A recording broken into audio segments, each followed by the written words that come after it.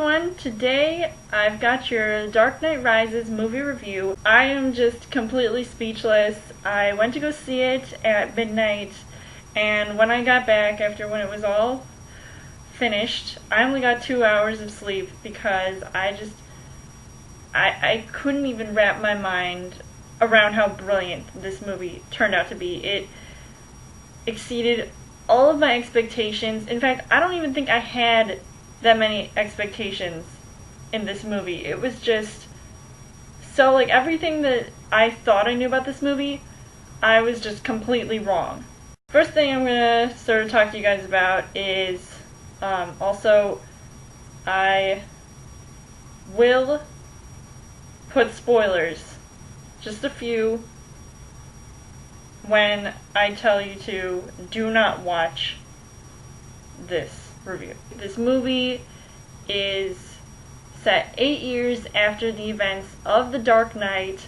Bruce Wayne is basically taken out of the game after he goes running from the police at the end of The Dark Knight. He is basically a recluse. I definitely see a change in his character, as well as the introduction of some new characters in this movie. Bane, who is played by the amazing Tom Hardy, Anne Hathaway as Selena Kyle, Catwoman.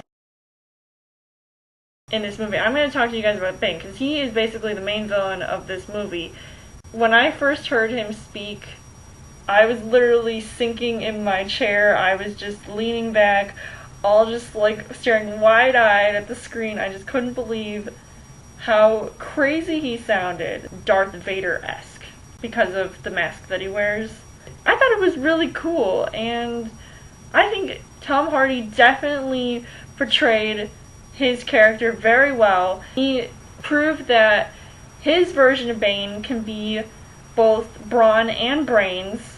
I always liked the fact that there were some shots in the movie where his eyes were the main focus, because that's all you would see, because he was wearing the mask and you couldn't see his mouth, because you can sort of see like the emotion in his eyes. There are a few things that I would actually like to comment about his character, and I wouldn't say that, that they're technically like good, but they don't affect me too much as a moviegoer, but it kind of did. In the prologue, he definitely sounded different. But then as the movie progressed, I liked how his voice was easier to understand. I liked that overall. Thank God I was able to understand him. There were a few words that I couldn't understand, I couldn't make out, but I kind of got the point of what he was trying to say. So it was actually a good thing that I didn't hate him too much. I actually didn't hate him at all. I thought he was brilliant. I'm really happy that he actually was a total badass, because that's what Bane is supposed to be, and he really proved me wrong. I didn't have any doubts, but there were some parts that were just really crazy. Selena Kyle, Catwoman, played by Anne Hathaway, and this is another actress that a lot of people were saying like they had their doubts about, sort of claiming like, oh, she's like not that good, and they're doing the whole they're pulling the whole Heath Ledger on her character, just like, oh, like she's not sexy enough or whatever. Trust me, you need to watch Havoc if you want to see her play sexy. If you want to see a more dramatic side to her, you go watch Rachel Getting Married. Watch Havoc for her sexy side, Rachel Getting Married for her more dramatic side.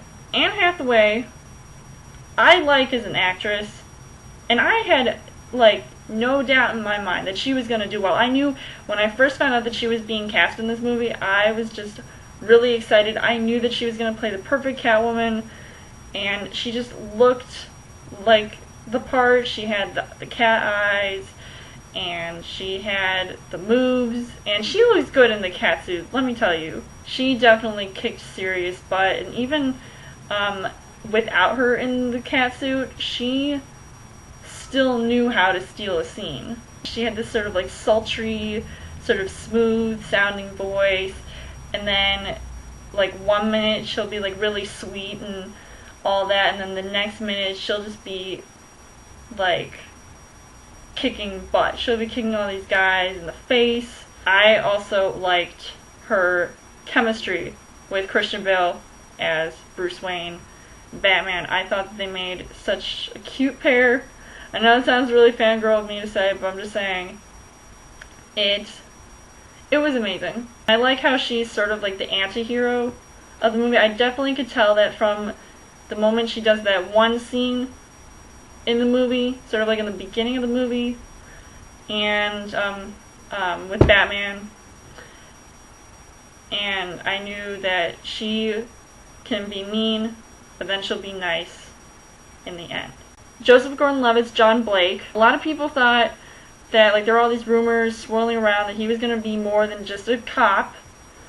And I think that, you know, it really doesn't matter who he plays, just as long as he plays the character well and that he is also memorable, and he is definitely memorable. I really like his character and where he's interacting with Bruce Wayne, and he's sort of trying to confide in him and be his friend, all the while helping try to take down this Bane guy. I thought he did a really good job, and his scenes that he played with Gordon, I thought were just excellent.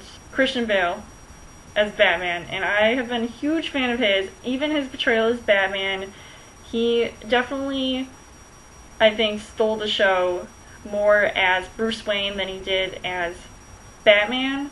It's because this is more of a tie-in to, like, it's a full circle. This movie goes all the way to Batman Begins, so it's more of Bruce Wayne's story than of Batman's.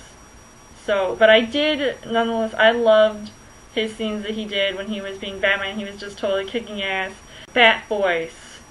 They did something to the Bat voice. It sounds completely different than it did in The Dark Knight and Batman Begins. I think it sounds more like the Batman Begins voice than it does in The Dark Knight. This time around, I think he nailed the voice, and it was perfect, so yay. Jim Gordon, where he is sort of the, like, he's still the good commissioner, but they want to, the other guys want to sort of, like, bring him down.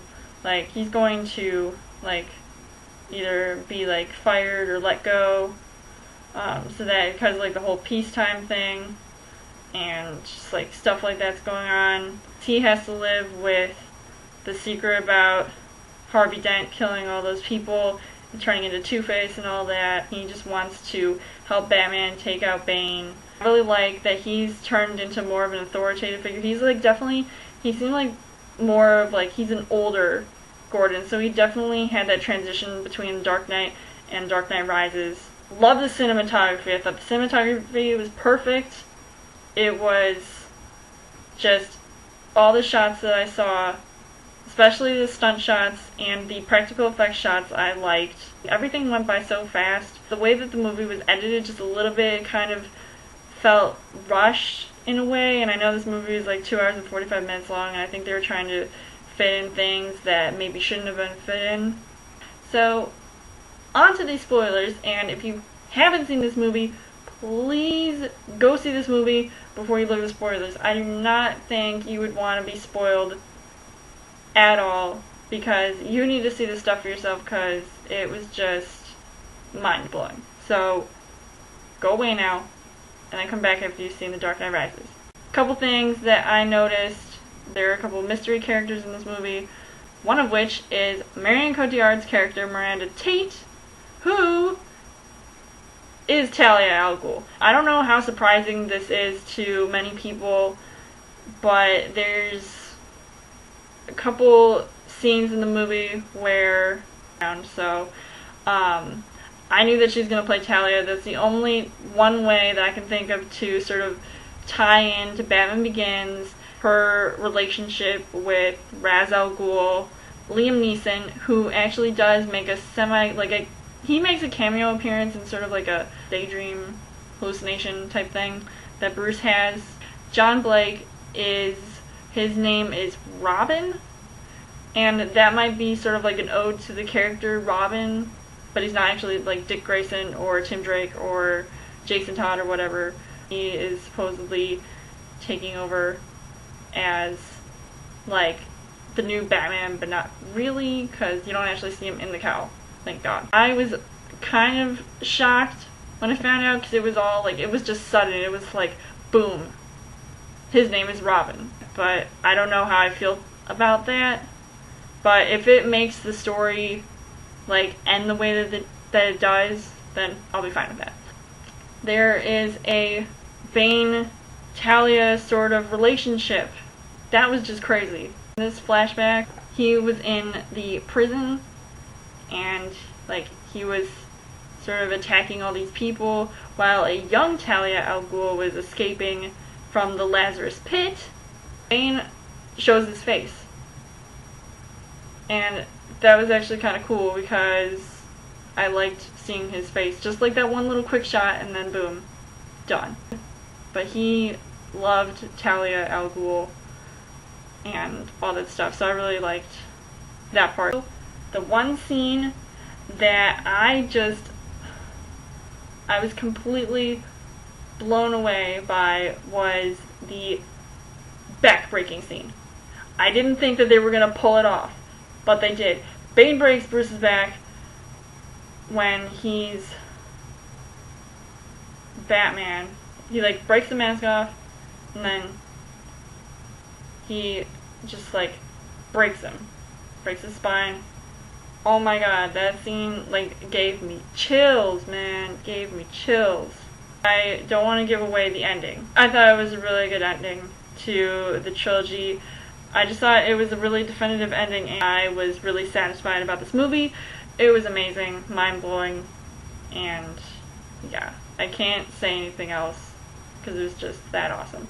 So, let me know in the comments what you guys thought of The Dark Knight Rises, if you liked this movie better than either Batman Begins or The Dark Knight, and if it completes a trilogy. You guys can also subscribe to my channel. I've got more movie reviews, movie updates, come back every week for a Trailer Thursday video. You guys can also like me on Facebook and follow me on Twitter, and I will see you guys later.